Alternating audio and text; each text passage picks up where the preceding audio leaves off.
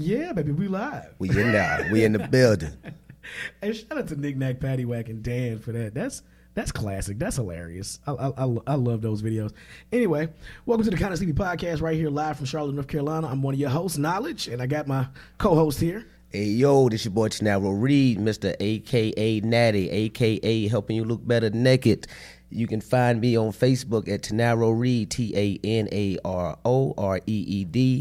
owner, operator of Slaughterhouse Tattoos. Hit your boy up. We in the building. And that's your real name? Why? Yeah, Tanaro. That's my real name because, hey, ain't nobody looking for me and I ain't hiding. Well, you know.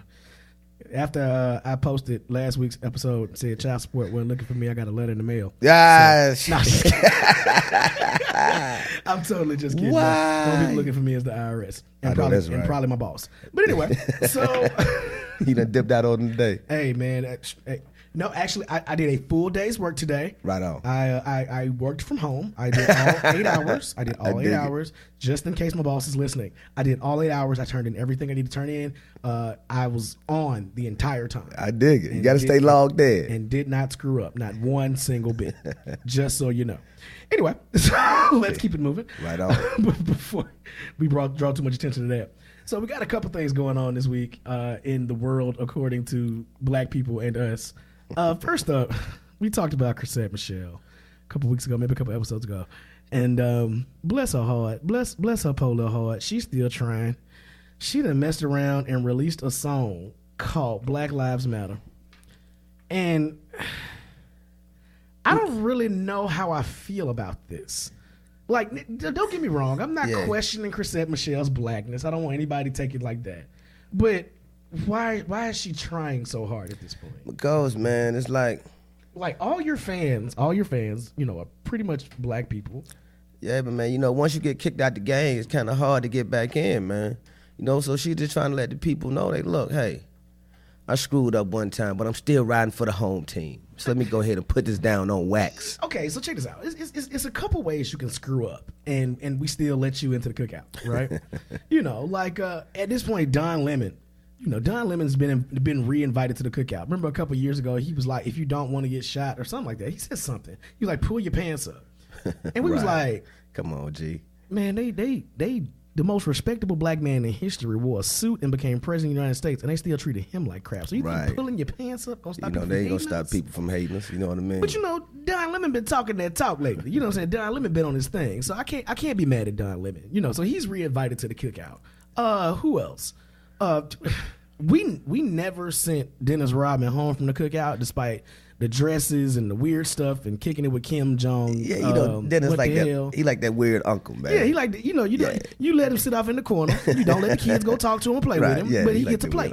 You know, so he's still invited to cookout. But Chrisette Michelle, you went to go talk to the Grand Dragon. went to a celebration of the Grand Dragon of the new Ku Klux Klan, which says that I'm not racist. You racist for calling me racist. You know, these guys. You went to go celebrate his inauguration to president, and we supposed to just you can't be trusted. You an agent. You an op. Come on. Well, you know, man. like I said before, man. You know, she was just trying to spread her message.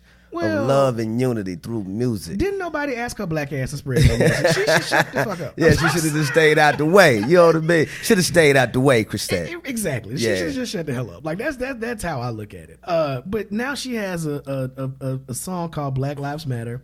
It's apparently available anywhere. If you go to her, you know, I put it like this: I still support black music, black artistry, and I don't necessarily have to support Chrisette Michelle for that.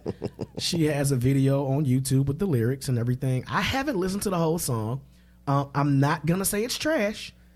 Because regardless of her politics and her misguided approach to this whole situation, right on. I will never deny her talent. She's still a very talented artist. Yeah. She just can't get a plate. What if she trying to come with a potato salad? I don't eat everybody. First of all, rule number one of any black cookout is that you can't eat everybody potato salad. You can't eat everybody tater salad. Yeah, but she gonna have that tater salad over in the corner with the plastic wrap still on it, and people gonna be like, "Oh, who made the tater salad?" Chrisette. Nah, and then they give you that look. They give you that look like, nah, bro. But I mean, you know, she got roaches in her house. Yeah, you know, I think they being real hard on it, OG. Yeah. So here's why. if I make a mistake, like Right. if you come to me man to man Right on. and tell me, hey, bro, you screwing up. Right. And I come back at you like, you don't know what the hell you talking about, man. I'm trying to get to the bag. I'm trying to get to the money. I bet when I get this money, you still going to be rocking with me, though. Right. And you be like, oh, really? I see you, homeboy. Right. Yeah. You know, I done showed my true colors at that point, right? She Look, apologized. at this point, okay, so here's what I'm going to say. She's not invited to the cookout, but somebody can still take her a plate.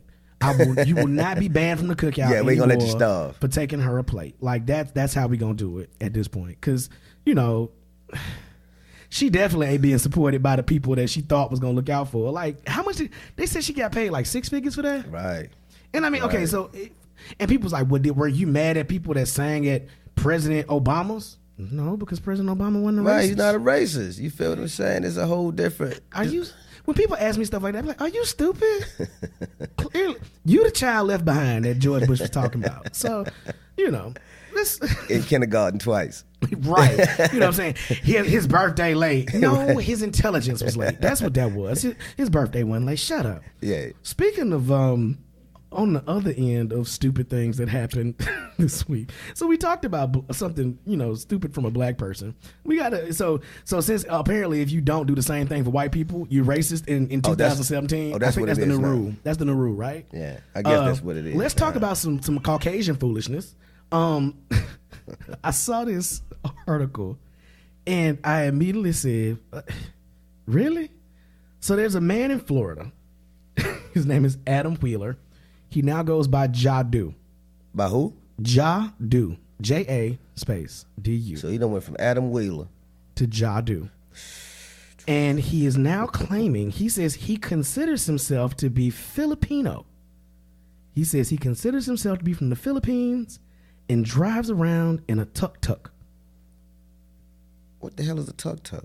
You ever seen those cars in the Philippines that have 2 wheels on the back and 1 wheel on the front? Right. And the driver sits in the middle? Right. He's driving around Florida in one of those. Somebody gonna knock his ass off of I-95. Somebody gonna run his ass all the way off of I-95. He riding around here the damn 3-wheel eggshell. So nah, he's come on. He's in Tampa. he says he's transracial and Filipino. Trans what? Transracial. Like remember Rachel Dolezal, the white woman who was obviously white. Right. That was the president of a NAACP ACP, chapter. yeah.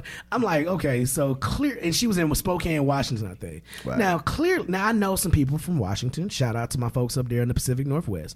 But is nobody tasting, you know, people's tater salad or Right, greens? come on, man. You should have known when she came to the first potluck with them glory greens that she was not a sister. You know, with them dry ass 2-strand twists. Like, come on, bruh. Like it wasn't no way. She made it work for years though. Bruh, she sued Howard University for discrimination because she said she was discriminated against for being white. Like nobody pulled her receipts when she got to Washington to the other side of the country. Come on, man. Like, come on, bro. Ain't nobody check her credit. For real. She had a 787. Right, come on, man. I ain't even know credit scores went that high. I didn't know credit scores got over 650 until last week. So I'm just saying. Shit. But nah, this dude says, whenever I'm around the music, around the food, I feel like I'm in my own skin. I'd watch the History Channel sometime for hours, you know, whenever it came to that. And, you know, nothing else intrigued me more but things about the Filipino culture. Now, this dude is obviously white. Right. He's obviously white. Like, he is as Caucasian as it gets. Hey, Adam Like, Wheeler. His name is Adam Wheeler. I'm sure he has tasted a mayonnaise sandwich at some point in his life. You know, I'm sure he has good credit. You know, and I'm looking at him, and look at this picture, man. Like, look at this guy. Oh, He's got pink tipped hair. he like Joe Dirt. The Filipino version. Yeah. Filipino version of Joe Dirt. Now, this is a tuk-tuk. Come on, G. And he riding around Tampa in a tuk-tuk. Somebody gonna tear his ass off. Now, here's what I think is crazy about that. So you somehow feel Filipino, and you feel like you got the right to embrace Filipino culture. And so the first thing you go out and do is get the most stereotypically Filipino vehicle in the world. That's not cultural appropriation and peak whiteness at its finest. Like that's white privilege to a T, bro. I'm telling you, man. And so I can't rock with that. I'm it's like, mockery, man. You making a mockery of these folks' culture, man. Come on, dogs. Like somebody got to pull your coattails and be like, this is not how that's supposed to go.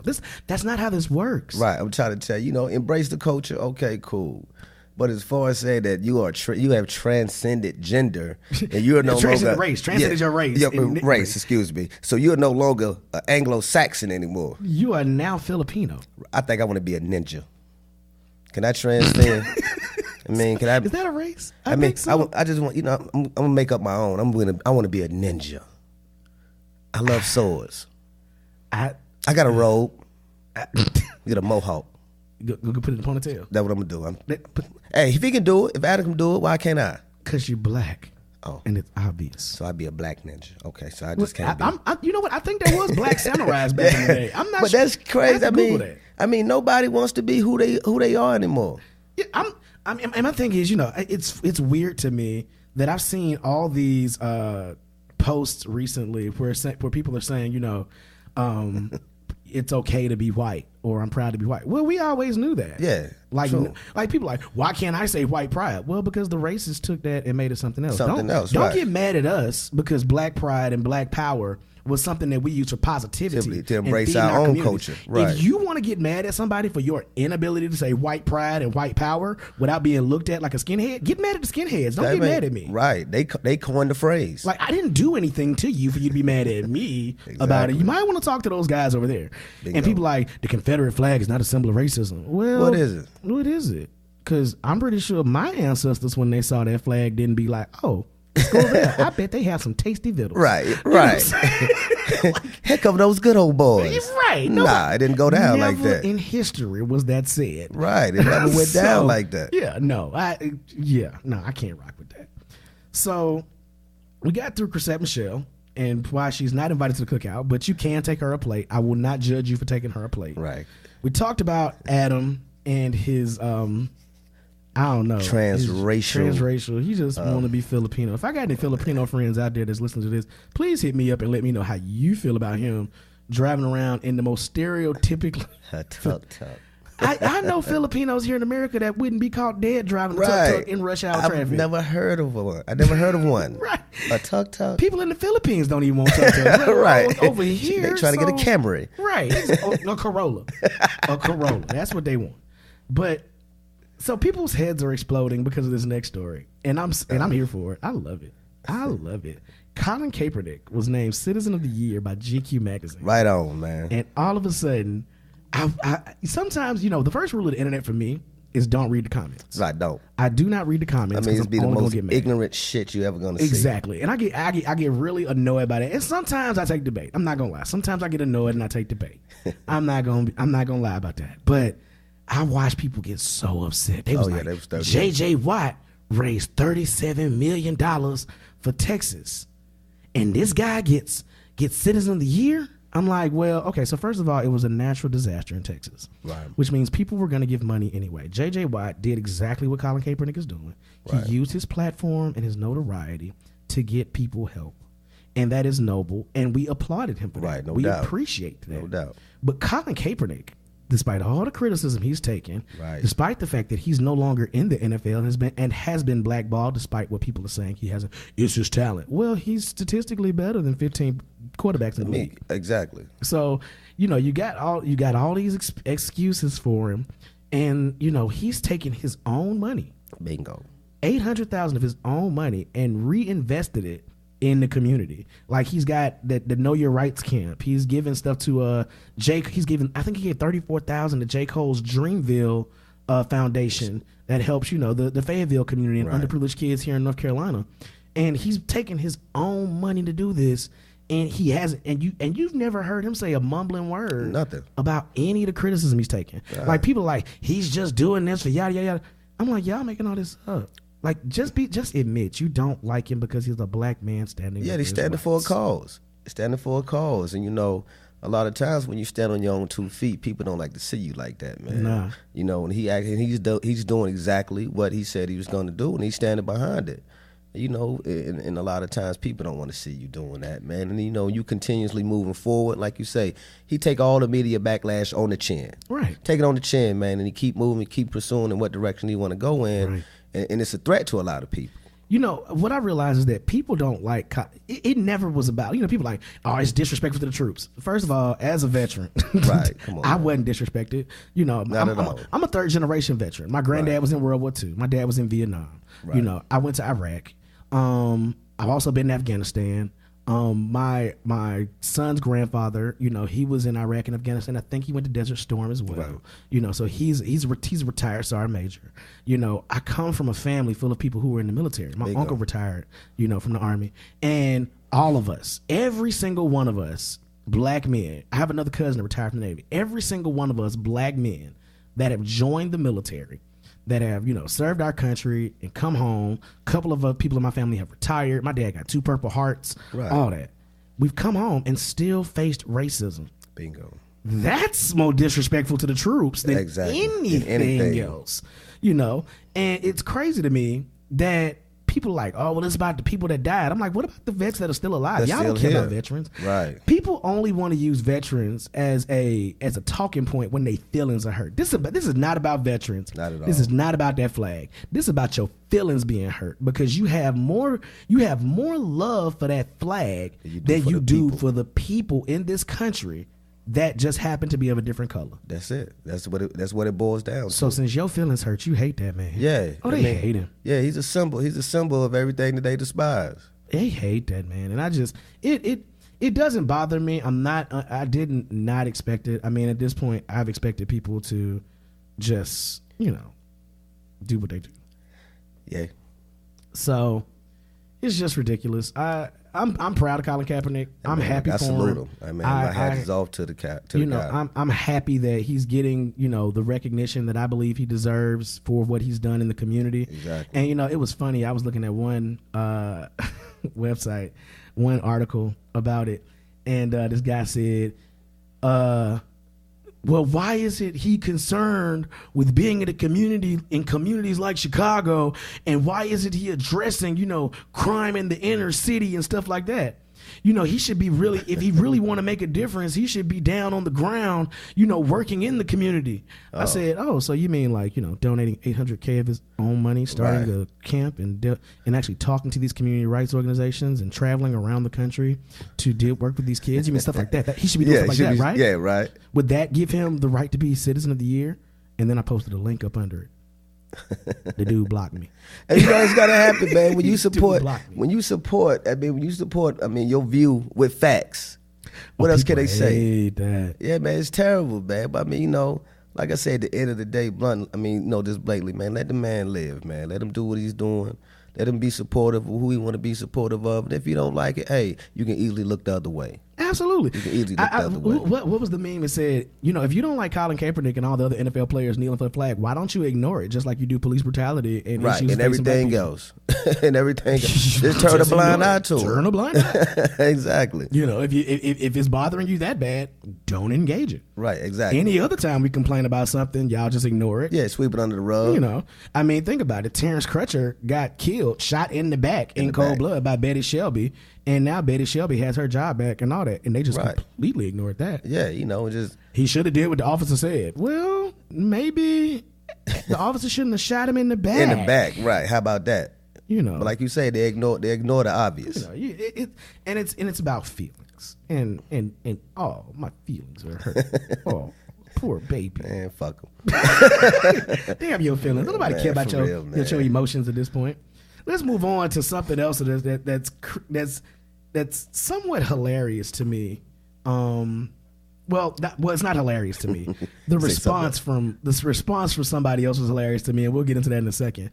But there's something that's going on right now in America, and really back in my home state of Alabama, that's actually a very serious issue as far as I'm concerned. Roy Moore, who, in my opinion, is the biggest hemorrhoid ever in the history of the world. It's just I hate this guy. He was kicked off the Alabama Supreme Court twice, I think. for violating the law. He was the guy that had the 10 Commandments in his courtroom, which is a violation of the Constitution, separation of church and state. You know, it's amazing to me that a country founded according to them based on religious freedom means you only have freedom to practice one religion, and that's the one they say it is, and it's not Christianity, it's Americanism. That's a whole nother story though. Right. But this guy Roy Moore, at this point, Roy Moore has been accused by 5 different women of sexual molestation, statutory rape, for when they were under 18. And these are things that happened 30 years ago. Now, here's the thing. He's been accused by 5 women. There have been 30 people or so in this Washington Post article that corroborated it. I'm from Birmingham, Alabama. People in Gaston, Alabama say it was the world's worst kept secret. Even some of his colleagues said, it was well known that Roy Moore would spend his time at high school football games and go to the mall like a teenager. Wow. And there's even one account from a Gadsden citizen Alabama, that says when he was working at the mall in the food court, that security said that when he first started, there were 2 people that they said he needed to watch for. 3 people. One guy was a pickpocket. One guy used to like to come to the mall and start fights. And the third was Roy Moore, because he used to like to prey on and harass the underage girls. I mean, to be highlighted like that and nobody even... It's just, he was the assistant district attorney in that county, in Etowah County. And so so this lady, Beverly Young Nelson, she said that she's willing to testify under oath if she's called on the Senate Judiciary Committee. And it said, Mr. Moore attacked me when I was a child. She said she was 15 when he began flirting with her and 16 at the time of the assault. She wants Mr. Moore to know that he no longer has any power over her. He said that one evening, he said, okay, so here's the whole story behind what she said. This is the most recent one. This is the one that's being represented by Gloria Allred. This Allred.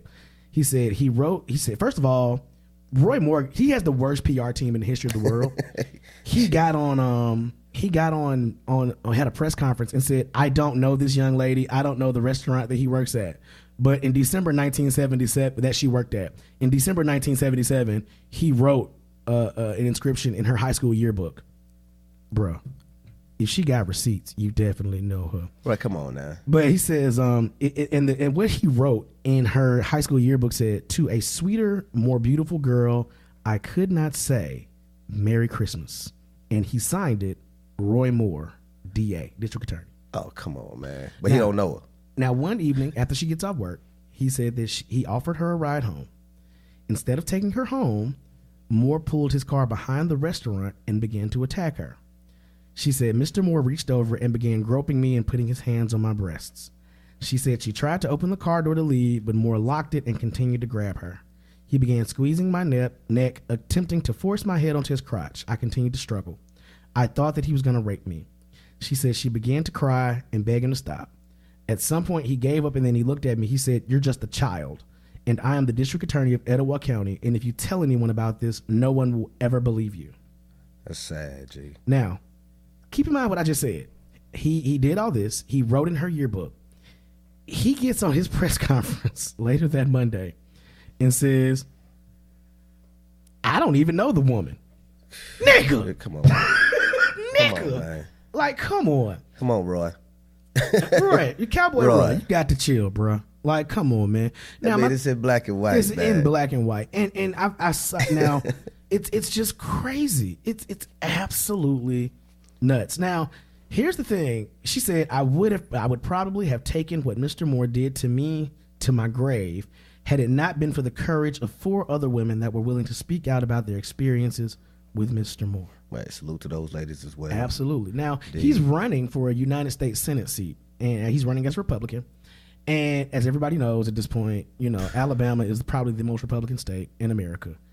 And the guy that he's running against, Doug Jones literally is the guy that prosecuted the people who blew up the 16th Street Baptist Church. Right. So you got a guy who's been kicked off the Alabama Supreme Court twice, and if I'm not mistaken, I don't know if he was disbarred or not, but he got reprimanded for having the 10 Commandments in his courtroom. And he's only known for saying, mean things about gays, transgenders, right, and all kinds of stuff. And then you got the guy who literally prosecuted the evil, hateful racists that blew up 16th Street and killed 4 beautiful little girls, one of whom went to school with my mother. Right. This should be a no-brainer. Yeah, I mean, it shouldn't even be a race. You Right. know what I mean? But he's still in the race, and he's in the lead. Wow, you gotta be totally shitting me. He's in the I lead.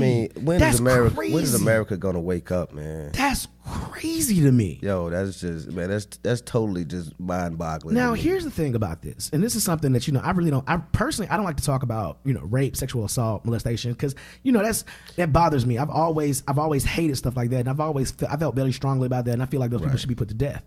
And so people are like, well, why did they wait 30, 40 years? I mean, the mental aspect of yeah, it. man. Number one, they may not have been, when you're a child, you don't know. Yeah.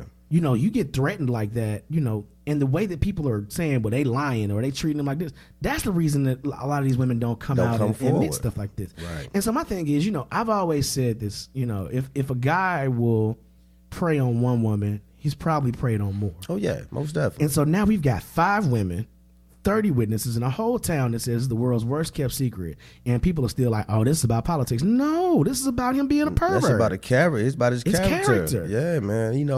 And you can't expect this country to move forward when you putting people like that in office. Right. You know what I mean? How can we move forward when you got predators sitting in political office like that, man? Right. Right.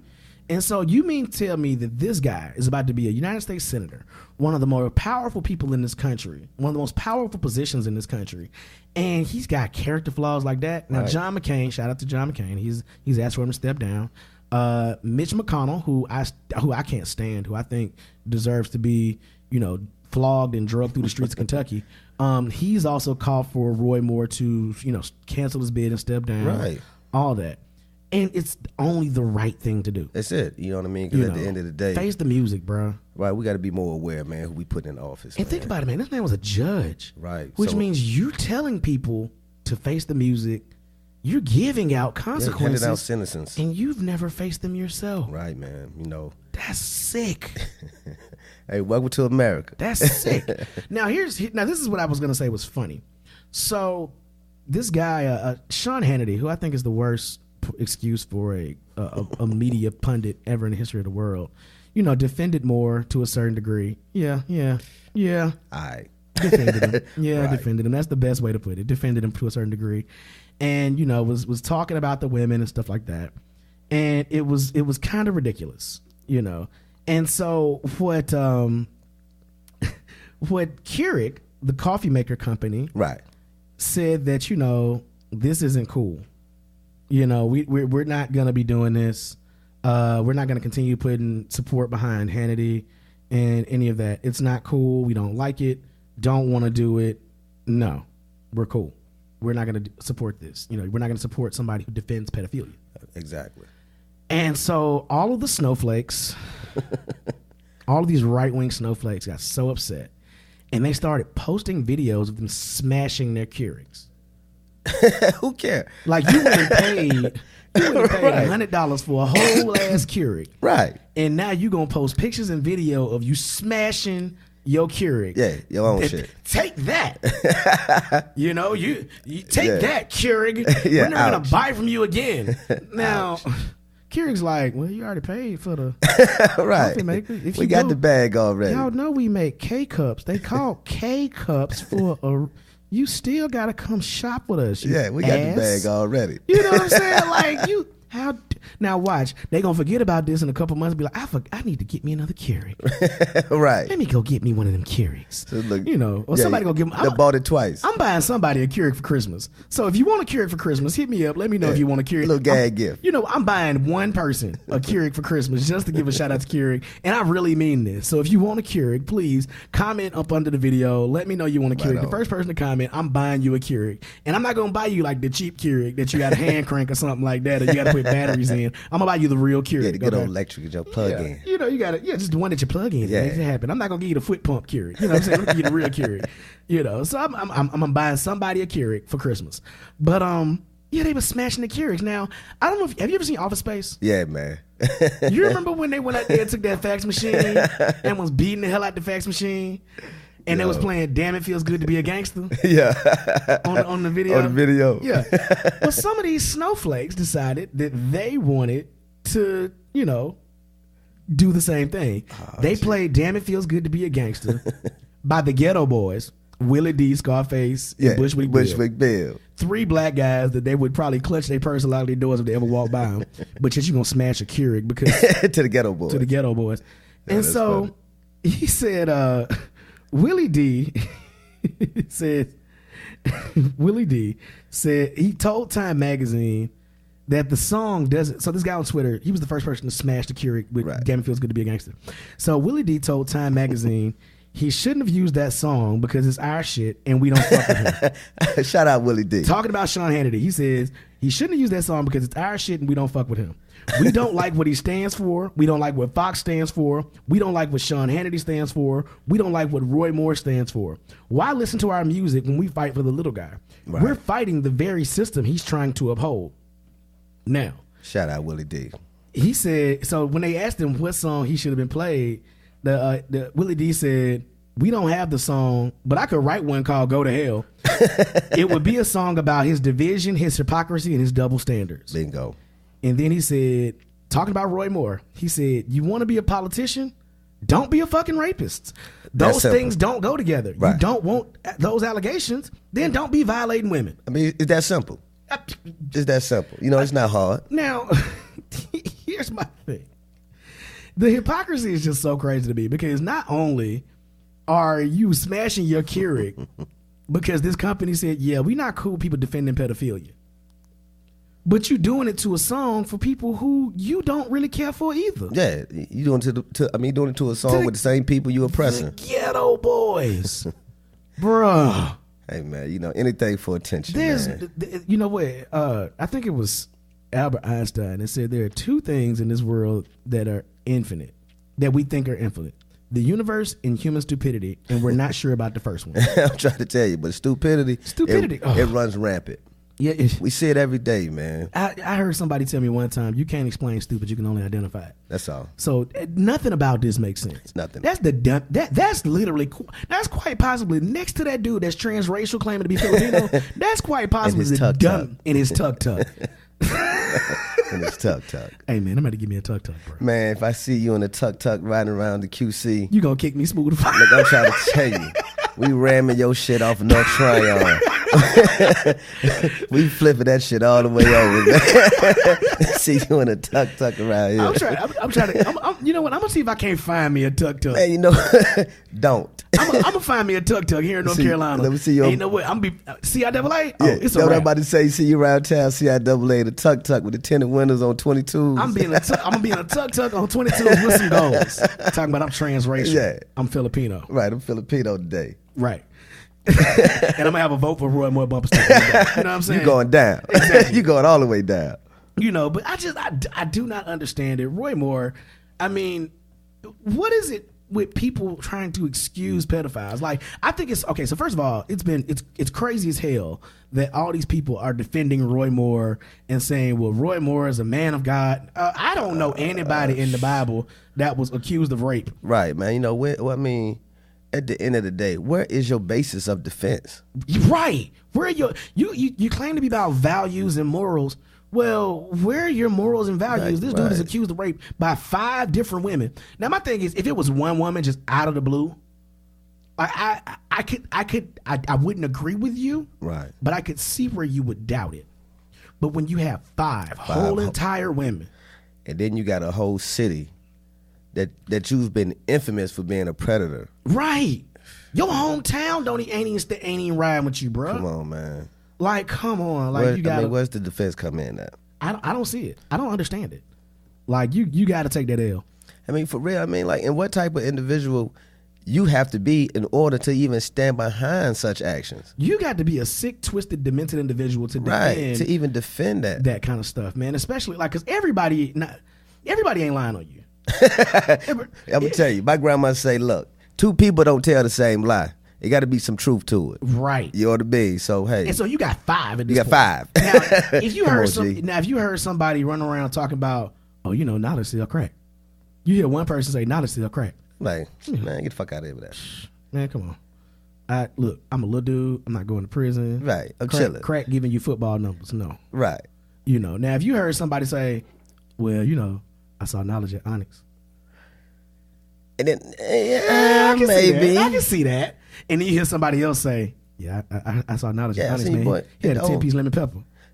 Yeah. Oh, yeah, that's him. Yeah, that's him. Yeah, he loved lemon pepper. 10-piece lemon pepper. That sound like him. 10-piece lemon pepper fried all drums. Yeah, right. That sound like him. That's knowledge. Come on, man. But if you, my thing is, if you hear one person tell a story like that, right, you might be like, I don't know. But if five different people come to me and be like, well, you know, the boy did this to me, or the boy did that to me, or the boy did this to me, and they did it, and they got a personal experience. Yeah, come on, man. Everybody ain't lying on you, bro. And you know how you just blatantly ignore that? You can't. And so to bring this to a different story. So for everybody that's defending R. Kelly, y'all sound just like them folks. Bing. And the thing is, you got to look at it. I mean, it's paperwork on R. Kelly for 20-something years. 20-something years, man. Like legitimate paperwork. So just don't think that you can't get it too. We are equal opportunity clappers around here. Yeah, you know. You get clapped at just like the Republicans are. And you know, and at the end of the day, you're sick and you're twisted. Yeah, absolutely. You're sick and twisted. Man. I'm gonna tell you like this, man. I have a lovely, wonderful, amazing princess at home. You know what I'm saying? My princess is 8 years old.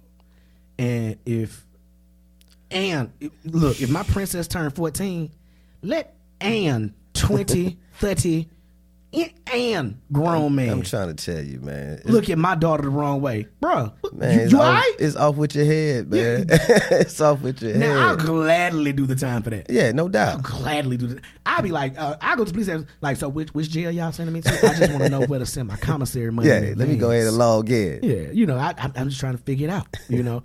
I'm gladly doing the time for that. But I'm never going to defend it can't, man. A rapist or a statutory rapist. Never going to. You know, there's no basis for that, man. Well, since we're talking about the criminal justice system, let's move on to the next topic. Meek Mill. Shout out to Meek, man. Hold your head, man. Meek Mill, you know, they had a free Meek Mill rally in Philadelphia this week. And it was Monday evening. And from the pictures, it looked like there was at least 1,000 people out there. You know, free Meek Mill. A lot of celebrities have spoken on his behalf. Now, one thing about me, you know, I'm very fair. You have to be a fair person. And so, you know, I'm all about the punishment fitting the crime. Right, bingo. Now, when you're on probation, and we talked about this a little last week. Right. When you're on probation, you know that you have to stay out of trouble. You know that you have to, you know, kind of not have any contact with law enforcement. Okay? Meek Mill had 2 contacts with law enforcement. One where he was breaking up a fight in an airport. He was the peacemaker. Right. In an airport. And got locked up. Well, he got arrested, but then they didn't charge him. Okay. You know, they let him go. And the police said, you know, he shouldn't be charged. The DA was like, no, he shouldn't be charged. Yada, yada, yada. And so then the second time, he's in New York. You know, he's riding the bikes. Now, everybody knows that a big part of Meek Mill's persona is riding them bikes. Right. You know, that's what Meek Mill does. In Philly, that's a huge thing. Right. In some cities, Baltimore, D.C. area, right.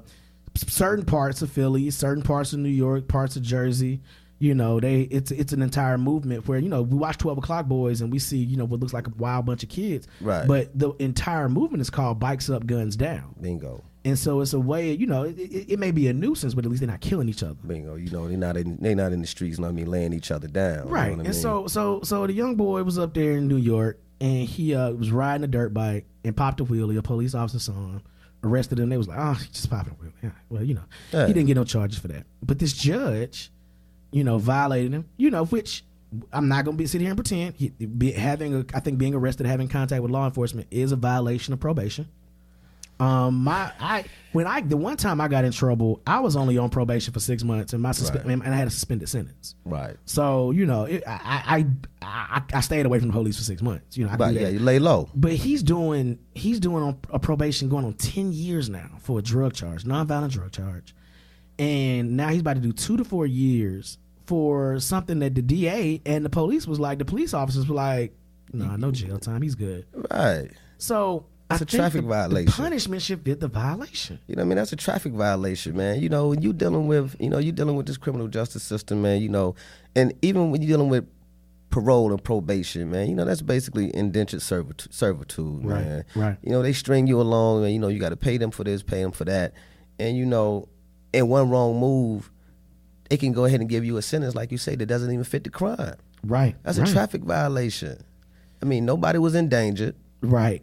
I mean, it was no contact with anybody else. It was just him riding a dirt bike.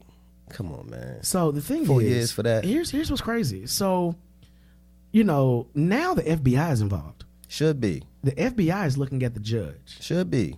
The judge apparently told Meek, and this is according to Meek's lawyer, the judge told Meek that he should leave Roc Nation and sign with her friend's management company. Fuck out of here. Nah, straight up. This was something. Oh, and wow. I was listening to another. Squeeze. I was listening to another podcast. I can't remember which podcast it was, but they were talking about this, and they had a little bit more industry information.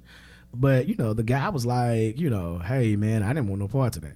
You know, I didn't know she did it. That's the squeeze right there, man. Yeah, that's extortion. Pretty much. That's pretty much extortion. And she so, tried to pull a fast one. Now another thing that they claimed was that, you know, when they were in camera in her chambers, you know, the judge, Nicki Minaj was with him for support, right. And the judge suggested to Meek Mill that he should remake Boyz II Men, you know, another Philly group, legendary Philly group. Right. He should remake Down on Bended Knee with Nicki Minaj. Why is she pushing her own personal interest? Agenda. And in the courtroom. So that's whack as hell to me. Man, come on, man. I don't want Meek yelling ass on Down on Bended Knee remake. Meek rap like the microphone in the other room. Like I don't want to hear that. Yo, come shout on, out man. to me. You know, I don't. He like. Hold on, wait a minute. I'm down on bended knee. Yeah, he gonna yell at you. Hold up, wait a minute. With that rollie on my wrist, I'm down on bended knee with that Audemars right here. Come on, bro. Ain't nobody trying to hear that, man. Oh, come shit. on, bro. That's how that would sound. Yeah, that's how that's coming off. Come on, bro. That's Meek Mill right there. Yo, man, that is sad, man, for somebody to put a squeeze play on you like that, man, to push their own personal agenda, and then want to hit you with the book, hit you with the max. Throw the whole book at you. Hit you with the max, something so minimal, man. Yeah, and so the thing is, but luckily Meek Mill has support. Right, man. So, hopefully he come up under that, man. Come up under that handle, man. A couple things. A Democratic State Representative Jordan Harris from South Philly said that the difference is because the person we're talking about today has multi-platinum albums and has resources the cameras are watching. Had it been somebody else, nobody would be paying attention. And that's true. It's true. Very true. But the blessing in that is that Meek Mill does have the platform to shine a light on the miscarriage of justice that's going on here. Man. Now, Rick Ross said in Meek's case, it wasn't simply a miscarriage of justice. It was an abortion of justice. I think the Commonwealth of Pennsylvania, they need to take a second look at this bizarre sentencing. Philadelphia Eagles safety Malcolm Jenkins said, we aren't going to act like Meek Mill is an angel or that he's perfect.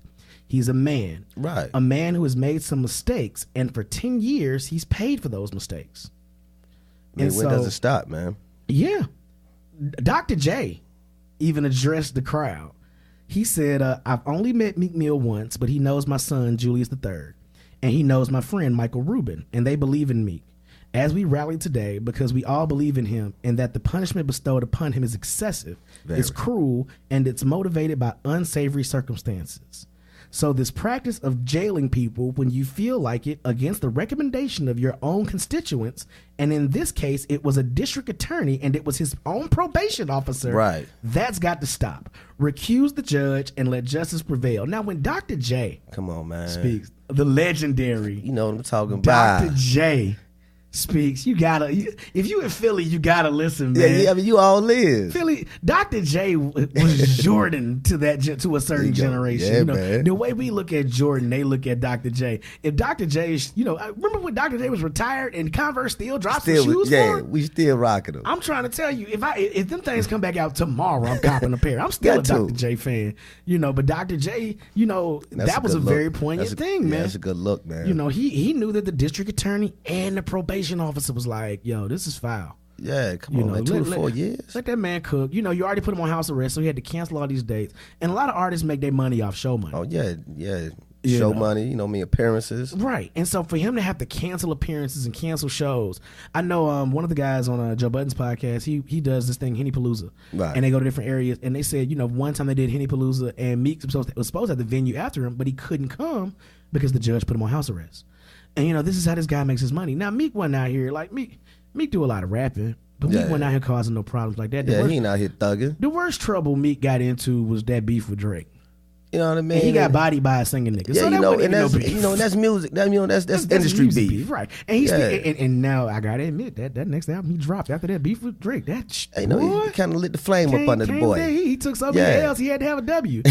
And so I this is an L that he doesn't deserve. I think it's wrong. It's a miscarriage of justice. But that brings us to today's 15 minutes of funk, where we discuss mass incarceration, probation in the age of mass incarceration, and what this looks like, man. Now, I know that you've had your issues with the criminal justice system. Oh, man. And so, tell people just a little bit. You ain't got to go into too much detail, but tell people a little bit about, your issues with the criminal justice system. I mean, basically what it boils down to, man, you get an individual.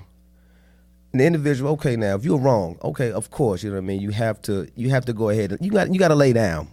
You know what I mean? Yeah. But if you got an individual that you've put on probation or parole for 4 years, 5 years, 10 years, now that individual has to go by a strict guideline. Like you said before, you can't be in contact with an individual that's another felon. You can't be in contact with law enforcement. You got to make sure you're checking in. You got to be doing this. You got to be doing that. Now, as soon as you go against those guidelines, they throwing you in jail. Right. They throwing you in jail. Not giving you the opportunity to even state your case or explain your case. You might have a dickhead PO. Right. Just because that PO doesn't mesh well with you, guess what? To get you off their books and get you out of their hair, they violate you. On something so petty and get you sent off to the penitentiary. And it's not like you failed a drug test. Nah. I had probation officers that just didn't like the fact that, I didn't come in and kiss no ass. Right. I came in, look, you got my money for the month. My urine is clean. I'm checking in and I'm checking out.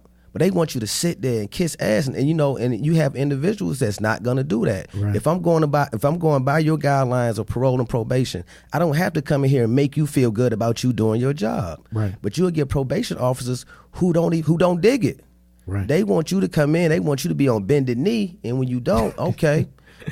As soon as you make one misstep, they gonna violate your ass and they can send you off to the penitentiary with a sentence that doesn't even fit the violation. You feel what I'm saying? Same situation with Meek. The sentence does not fit the violation. I've seen individuals who may, get caught with, open containers.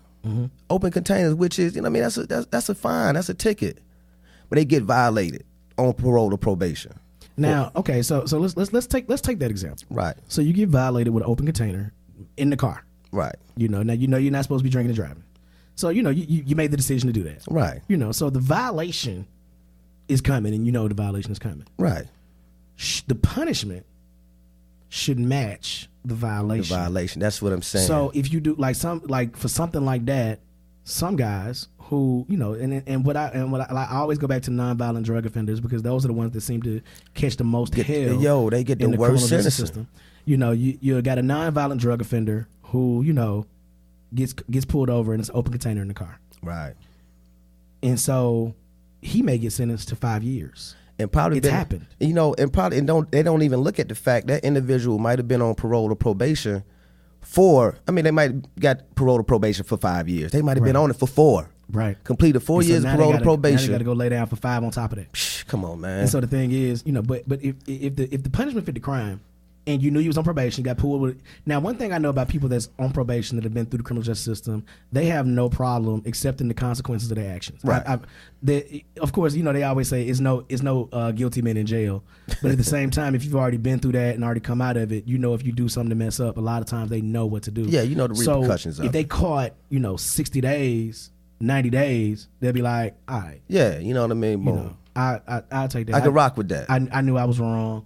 All right, cool. Boom. We'll take that. I can rock with that. But guys, a guy could get arrested for something that, just being around somebody he didn't know was a felon. like you say, be at the club. You could be at the club, be in the car with somebody. You know what I mean? And get violated because that individual did something, and you around that individual, you might not even know their background. And the thing is, this dude could have done something 10 years ago.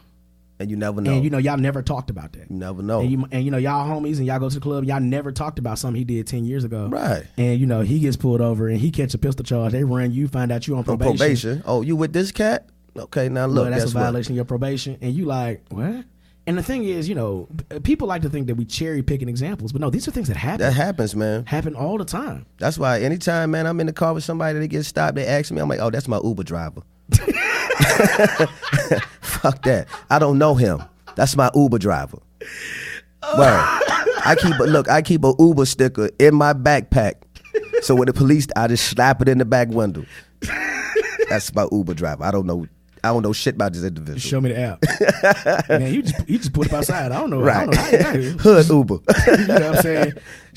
Man, that's crazy. Yo, man, that's serious, man. I can't get over that one. Yo, I've been in that situation before, straight up now. I've been in that situation to where, I'm rocking with somebody. We go out to the club, boom, we get pulled over.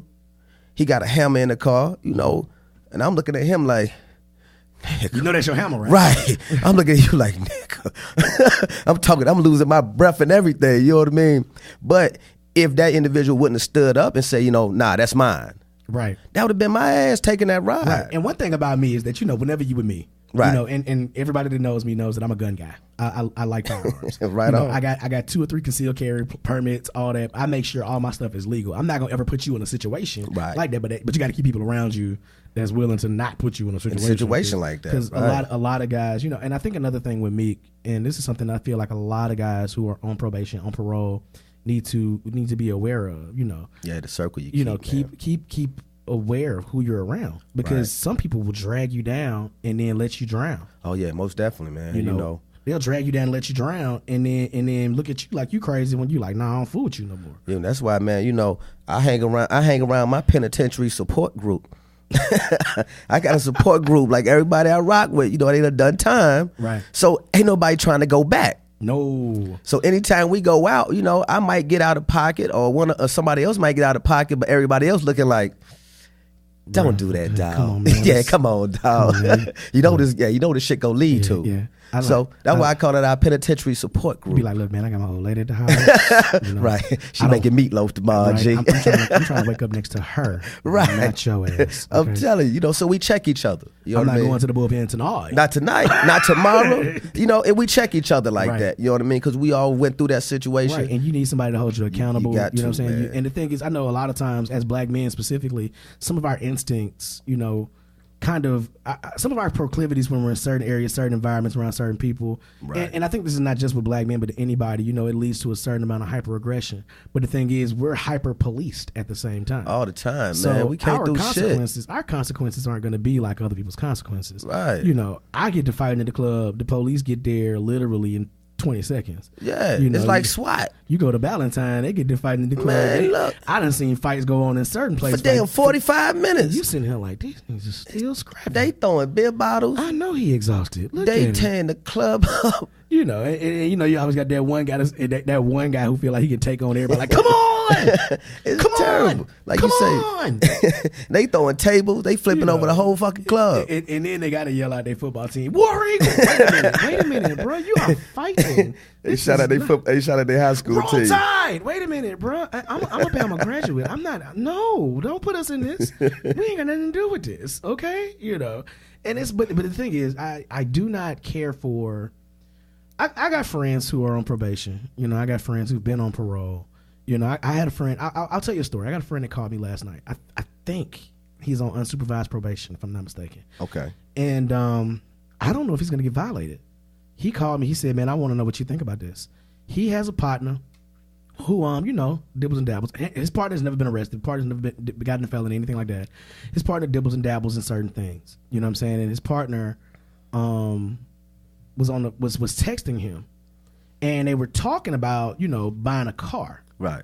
But to the untrained eye, they talking, if I say, hey, I want to buy your car for $4.5, all right, should I already know what you mean, right? So $4,500, cool. Yeah, shit, bring it through. Hey, this sitting right here for you. And how we talk like that, we understand that, right? But this guy was dibbling dabbling certain things, and it looked to them like they was trying to set up an illegal, deal for either drugs or guns or some other narcotic or something like that.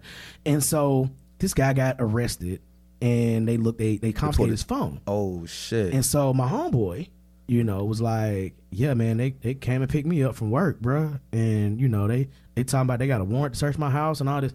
Now my thing with that, they didn't find so they searched his homeboy house and found all kind of stuff. Right. They searched my homeboy house, and they found a gun that was his old lady's gun. Okay. So it was in her. It was in. They had two separate closets. It was in her closet. It was locked up in the vicinity of her belongings. So it's her firearm because he's a felon. He can't have a firearm. Right. And so, but it's her gun. So they was like, well, we gonna run the numbers on this and we'll give it back to you. And so he was like, okay. So he called me yesterday and was like, yo, I'm kind of nervous because, they got that dude phone records. They said they picked him up because they had been surveilling him. They found something on him and they found stuff in his house. Right. And they got, our phone conversations. Like, can they get me for that? And I'm like, well, I only did a law school. I didn't graduate. But that's a very serious, pervasive conspiracy. Fear. Yeah. Right. That could be a conspiracy charge in some places. That's circumstantial evidence of a conspiracy. And so, that's a very real fear for him. Man. And my thing is, when I'm not around you, I don't know what you're doing. Exactly. You know what I'm saying? When you're not around me, you don't know what I'm doing. Exactly. When I'm not around some of my friends, I don't know what they're doing. And so when we talk, and the thing is, I use slang, all the time. Our slang, sometimes sound like certain stuff. But the thing is, if I got a homeboy who out here selling dope, and I be like, man, I'm about to go get some chicken.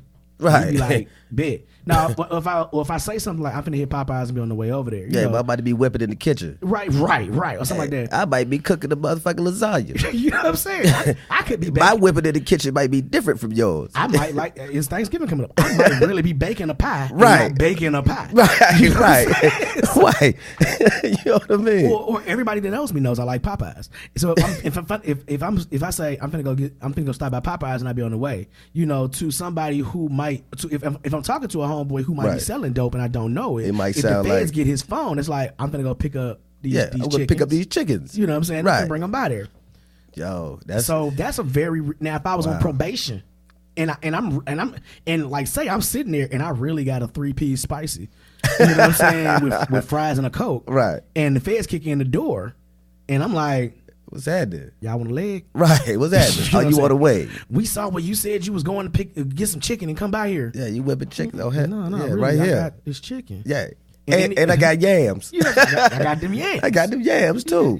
So yo, that's wild, OG. But the thing is, it just goes to show you that, at all times, like the way the probation system is set up, the way the criminal justice system is set up, it's just you are always literally a gnat's butt crack. I'm telling you, man. From getting tossed behind the wall. Behind the wall, man. I'm telling you, man.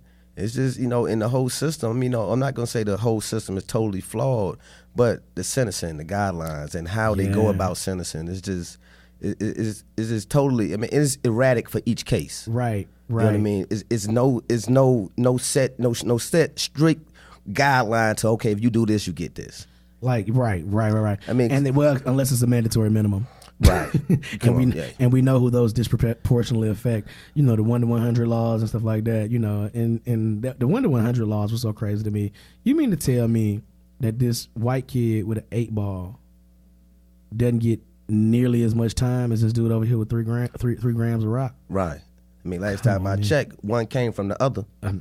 Hey, one came from the other. But then guess who? And look who was using the powder and who was using the rock. Right, bingo. And so it's the bottom line, man. Free Meek Mill, dog. Because this is a miscarriage of justice. This is ridiculous. This is it's disgusting. And hopefully, man, hopefully he gets some vindication in this situation, man. Hopefully he gets some vindication in the situation, and hopefully that whole prosecuting office, man, they need to clean that shit up. Yeah. Because like you say, 10 years he's already had a bad rapport. Yeah. With this do this. And the thing is, he's literally a rags to riches story. Like if you saw Meek's first mixtape, Right, when he had DVD when he had the braids. nappy braids. Yeah, I was like, damn, this nigga like he's straight off of Amistad. You know, bro, he really looked like that dirty hood kid that went around fighting everybody, but was always cool. Yeah. Like, he really looked like that kid. You know what I'm saying? And now look at him. Like, you know, he done made a career for himself. Right, You know, pulled he himself really- up by the bootstraps.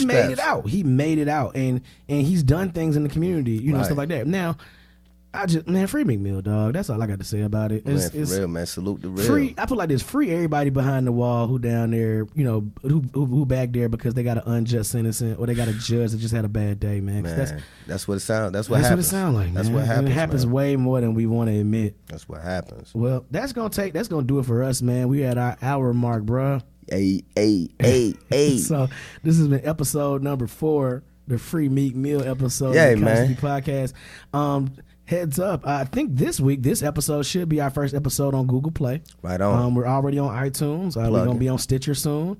We're gonna be on YouTube and Facebook as videos and stuff like that. So we getting to it. We getting to it. We elevating every single week, man. And appreciate everybody listening to us. And we'll catch y'all next week. And we out. Peace.